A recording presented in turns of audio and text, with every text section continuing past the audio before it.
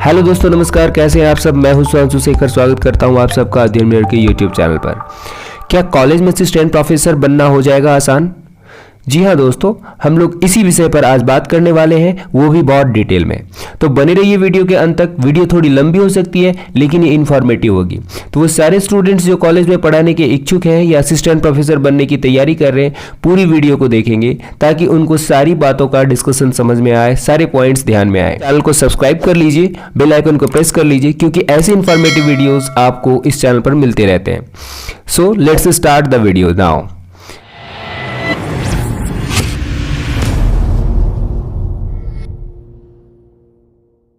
सबसे पहली बात है कि यूजीसी जल्द लाएगी फैकल्टी भर्ती नियमन का ड्राफ्ट। इट मीन्स यूजीसी जो कॉलेज या विश्वविद्यालय में फैकल्टीज की भर्ती होती है, रिक्रूटमेंट होती है टीचर्स की, उसमें कुछ चेंजेस करने वाली है।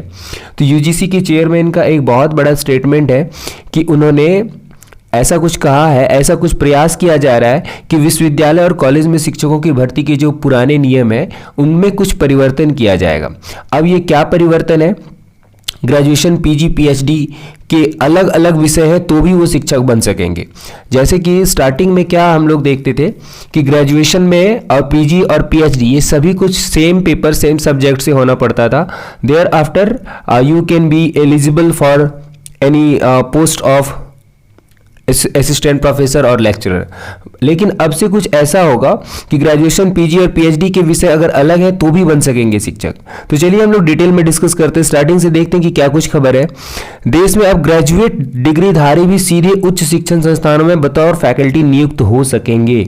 ये तो बहुत अच्छी बात है, क्योंकि कॉलेज में प्रोफेसर बनने के लिए, असिस्टेंट प्रोफेसर बनने के लिए सबसे पहले पीजी होना चाहिए था, फिर पीएचडी होना चाहिए या फिर नेट होना चाहिए। लेकिन अब यहाँ पर कुछ ऐसा परिवर्तन किया जा रहा है कि जो ग्रेजुएट डिग्रीधारी हैं वो भी डायरेक्टली बतौर फैकल्टी कॉलेज में नियुक्त हो सकते हैं। लेकिन उसमें कंडीशन ये है कि इसमें उद्यमिता, स्टार्टअप जैसे नए क्षेत्रों और उद्योग भागीदारी को लेकर जुनून हो। इसका मतलब होता है क्या कि उसमें कुछ क्रिएटिविटी, नए क्षेत्र और उद्योग में जो कंट्रीब्यूशन होता है, कुछ ऐसा उसमें होना चाहिए।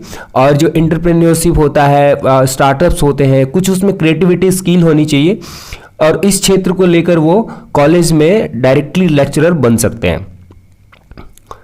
आगे है, यदि ग्रेजुएशन, पीजी और पीएचडी के विषय अलग अलग हैं तो भी उन्हें शिक्षक के रूप में भर्ती किया जा सकेगा। शोध पत्रों के प्रकाशन जैसे पारंपरिक मानकों के समांतर उम्मीदवारों के स्टार्टअप्स, आइडिया, उद्यमिता में योगदान, शोध व्यवसायीकरण और पेटेंट और उद्योग भागीदारी बनाने की क्षमता जैसे नए मानक जोड़े जाएंगे। अगर इसका मतलब है कि अगर आप इन सब चीज़ों में किसी में भी आपके अंदर टैलेंट है या आपके अंदर इसकी रुचि है तो भी आप कॉलेज में असिस्टेंट प्रोफेसर या बतौर फैकल्टी आप नियुक्त हो सकते हैं। ऐसा मौका दिया जाएगा। दरअसल यूजीसी विश्वविद्यालय और कॉलेजों में शिक्षक व अन्य एकेडमिक स्टाफ की नियुक्ति की न्यूनतम योग्यता और मानक बरकरार रखने के लिए 2018 के नियमन में बदलाव करने की तैयारी कर रहा है। यूजीसी ये कोशिश कर रहा है कि 2018 का जो बना हुआ नियम था उसमें कुछ बदलाव किया जाए, ताकि इसकी क्या कहा जा सकता है कि क्रिएटिविटी को, जो फैकल्टी है उनकी क्रिएटिविटी को थोड़ा सा बढ़ाया जाए और मल्टीडिसिप्लिनरी स्किल्स डेवलप किए जाए स्टूडेंट्स और कमिंग जनरेशन के बीच। इसलिए ऐसे फैकल्टीज़ की ज़रूरत पड़ेगी। अभी 4 वर्षीय ग्रेजुएशन और पीजी के साथ पीएचडी होना फैकल्टी भर्ती होने की न्यूनतम योग्यता है, लेकिन और रिसर्च पेपर की संख्या भर्ती को आसान बनाती है। मौजूदा नियमों के मुताबिक उम्मीदवार की ग्रेजुएशन, पीजी और पीएचडी समान विषय में होनी चाहिए। अलग अलग विषय होने पर भर्ती की अनुमति नहीं है।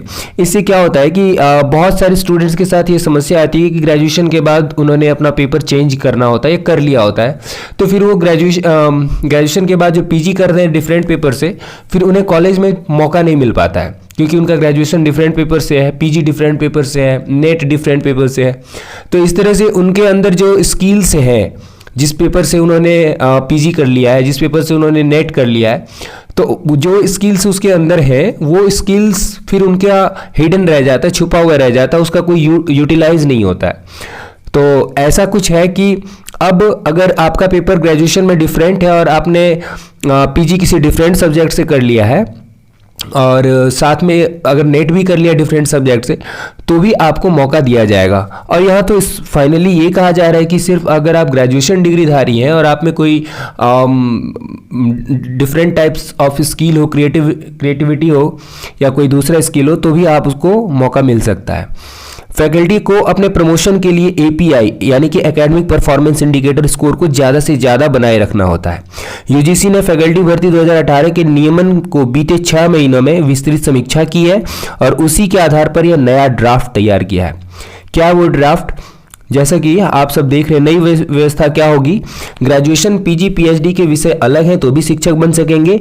UGC chairman professor Jagdish Kumar ने बताया कि अभी फैकल्टी नियुक्ति उन लोगों तक सीमित रहती है जिन्होंने अपनी शैक्षिक प्रगति के दौरान एक ही विषय का अध्ययन किया है। जैसा कि अभी हम लोग डिस्कस कर चुके थे, ग्रेजुएशन, पीजी और पीएचडी में सब में एक ही सब्जेक्ट रहा है, जबकि उच्च शिक्षा संस्थानों में पीएचडी विषय के आधार पर फैकल्टी पदों पर मल्टीडिसिप्लिनरी उम्मीदवारों के चयन पर संकोच नहीं करना चाहिए। ऐसा इनका स्टेटमेंट है चेयरमैन ऑफ यूजीसी। भले ही उनके स्नातक या स्नातकोत्तर अध्ययन अलग अलग विषयों पर हो, मौजूदा नियम इसकी मंजूरी नहीं देते। मौजूदा व्यवस्था क्या है? शोध पर जरूरत से ज़्यादा जोर, जो काबिल ग्रेजुएट तैयार करने में रोड़ा खड़ा करते हैं, यानी कि जो ग्रेजुएट तैयार हो रहे हैं वो ज़्यादा काबिल नहीं तैयार कर पा रहे। मौजूदा सिस्टम में शोध प्रकाशन पर बहुत ज़्यादा जोर है। अक्सर संदिग्ध व गैर प्रमाणित पत्रिकाओं में छपे प्रकाशन पेश किए जाते हैं। जो भी आप शोध के लिए रिसर्च पेपर जो भी जमा करते हैं, इसमें कहा जा रहा है कि वो गैर प्रमाणित पत्रिकाओं में जो छपे हुए आर्टिकल होते हैं या छपे हुए रिसर्च पेपर होते हैं उनको पेश कर दिए जाते हैं, जिससे अपेक्षित नतीजे सामने नहीं आते। जैसे कि समझ लीजिए कि रिसर्च पेपर बनाना है और उसे कहीं ऐसी जगह से उठा लिया जाए जो गैर प्रमाणित है या अप्रमाणित है, और उस तरह के छपे हुए रिसर्च को अपने नाम से पेटेंट करा के उसको अगर हम पेश कर देते हैं तो उससे मेरे अंदर क्रिएटिविटी नहीं आएगी, और मेरे अंदर क्रिएटिविटी अगर नहीं आती है तो हम अपने स्टूडेंट्स के अंदर क्रिएटिविटी नहीं ला सकते। एपीआई स्कोर बढ़ाने में इतना जोर रहता है कि शिक्षक आमतौर पर अपने करियर के दौरान भी एकेडमिक शोध को उद्योग के लिए समाधान में बदलने के प्रति उदासीन रहते हैं। उनको सिर्फ एकेडमिक परफॉर्मेंस इंडिकेटर को बढ़ाना होता है, अपने अंदर जो स्किल्स हैं उनको डेवलप करने के प्रति वो बिल्कुल न्यूट्रलाइज रहते हैं, उदासीन रहते हैं। यह संकीर्ण सोच वाली व्यवस्था शिक्षकों को अनुसंधान, सामाजिक जुड़ाव, उद्योग भागीदारी में प्रभावी योगदान देने से रोकती है।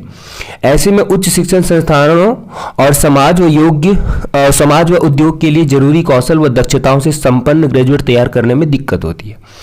तो इन सारे पॉइंट्स को ध्यान में रखकर यूजीसी के चेयरमैन ने ये स्टेटमेंट दिया है कि यूजीसी बहुत जल्द फैकल्टी भर्ती नियमन का ड्राफ्ट पेश करेगी और कॉलेज में शिक्षकों के भर्ती के नियम बदल दिए जाएंगे, जिसमें से उन सारे लोगों को, उन सारे स्टूडेंट्स को सुविधा होगी जो डिफरेंट स्किल्स रखते हैं और कॉलेज में पढ़ाने के इच्छुक हैं, लेकिन इतने सारे पैरामीटर्स होने के बाद वो अभी कॉलेज ज्वाइन नहीं कर पा रहे, क्योंकि उसके लिए पीजी चाहिए, पीजी के बाद नेट चाहिए, पीएचडी चाहिए। इतने सारे पैरामीटर्स नहीं है, लेकिन स्किल है, पढ़ाने की इच्छा है और उनके अंदर कुछ क्रिएटिविटी है, मल्टीडिसिप्लिनरी कोई भी उनके पास स्किल है, तो वो पढ़ाने के इच्छुक हैं।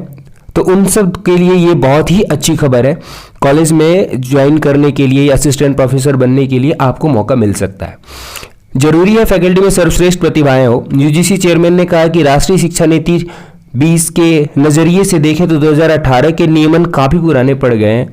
अभी स्टार्टअप व उद्यमिता जैसे क्षेत्रों में श्रेष्ठता दर्शाने वालों को तुलनात्मक रूप से कमतर माना जाता है। भारतीय उच्च शिक्षा संस्थानों को अपनी वैश्विक प्रतिस्पर्धात्मक में सुधार लाने और देश के विकास में योगदान देने के लिए फैकल्टी स्टाफ में सर्वश्रेष्ठ प्रतिभाओं को भर्ती करना होगा। तो आज की खबर बहुत ही इम्पोर्टेंट और बहुत ही अच्छी खबर है कि जो भी स्टूडेंट असिस्टेंट प्रोफेसर बनने का सपना देख रहे हैं, उनकी तैयारी कर रहे हैं, उनके लिए ये अच्छी खबर है कि आप चाहें तो अपने स्किल्स को बढ़ाकर जब ये नियम चेंज हो जाए, जब भी कुछ इसमें चेंजेस आ जाएंगे, तो आप कॉलेज में अपना करियर बना सकते हैं। कॉलेज में assistant professor, as assistant professor आप ज्वाइन कर सकते हैं। बतौर फैकल्टी आप वहाँ पर भर्ती हो सकते हैं। असिस्टेंट प्रोफेसर कहना ठीक नहीं है, बतौर फैकल्टी कहा जा रहा है। अब उसका क्या डेजिग्नेशन है ये इसमें क्लियरली नहीं है, लेकिन फिर भी जो ग्रेजुएशन, पीजी और पीएचडी के डिफरेंट सब्जेक्ट से ताल्लुकात रखते हैं उनको भी यहाँ पर मौका दिया जा रहा है। ये सबसे बड़ी बात है, सबसे स्ट्रॉन्ग पॉइंट है। और शिक्षक पात्रता के लिए स्टार्टअप आइडियाज़, नए आइडियाज़ जो है क्रिएटिव आइडिया है, पेटेंट और उद्यमिता जैसे मानकों को भी जोड़ा जाएगा इसमें, ये भी इम्पॉर्टेंट पॉइंट है। तो इस तरह के इम्पॉर्टेंट खबरों को डिस्कस किया जाता है हमारे चैनल पर, ऐसे वीडियोस आते रहते हैं। और भी ऐसे हेल्पफुल वीडियोस, इन्फॉर्मेटिव वीडियोस पाने के लिए हमारे चैनल को सब्सक्राइब कीजिए, बने रहिए हमारे चैनल पर, बेल आइकन को प्रेस कीजिए, चैनल को सपोर्ट कीजिए। दोस्तों ये वीडियो कैसी लगी आपको, क्या ये आपके लिए हेल्पफुल रही, इन्फॉर्मेटिव रही, आप कमेंट सेक्शन में जरूर बताएंगे। और आप ये कमेंट सेक्शन में ये भी लिखेंगे कि आप वीडियो कहाँ से देख रहे हैं, कौन से स्टेट से देख रहे हैं या कौन से डिस्ट्रिक्ट से देख रहे हैं, आप इसको कमेंट सेक्शन में लिखेंगे, ताकि मैं इस बारे में अलर्ट रहूँ कि अगर आपके स्टेट या आपके इलाके से, आपके लोकेशन से अगर कोई वैकेंसी या किसी तरह का कोई इन्फॉर्मेशन आता है, मैं उसे अपडेट कर सकूं, ताकि आपको सही टाइम पर सही जानकारी मिल सके। फिर मिलेंगे किसी अगले वीडियो में। आज के लिए बस इतना ही, तब तक के लिए खुश रहिए, मुस्कुराते रहिए। जय हिंद।